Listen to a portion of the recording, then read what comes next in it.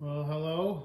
Here we are with this welded transmission case ready to go back in on the lift, but there's that crack right there in that dipstick tube. There's not a Dorman part apparently, and the local parts store was having some issues finding a replacement. So today I'm going to take the grinder wheel and grind all that and try to TIG weld it. I realize that this is very thin metal, and I'm going to have to turn the welder way down and have a real good point on the TIG torch tip that's made of tungsten. Well, that's a tongue twister. So that's what I'm going to do. I'm going to get this cleaned up. I'm going to try to weld it and hope for the best. Okay, slight change of plans. I did the MIG welder and I just turned it way down so I could kind of control how much I burned and when. And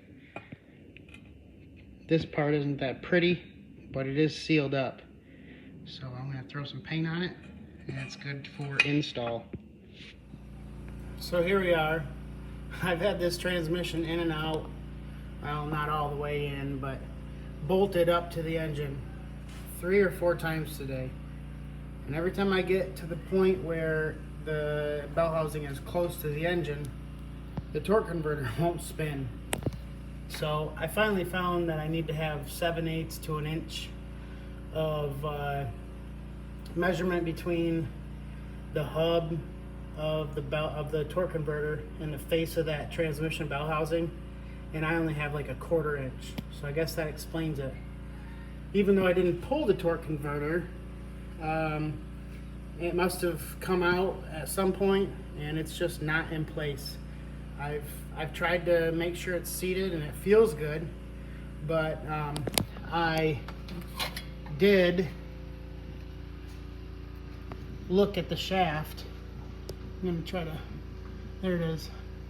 I tried looking at the shaft up in there and I can see where it's not all the way engaged. It's not riding where it should. So I'm going to, well, first I'm going a little crazy about this thing, but I'm gonna just take a break. I've been banging my head all day and we're cleaning up the pool, getting it ready for summer. So I'm gonna go jump in.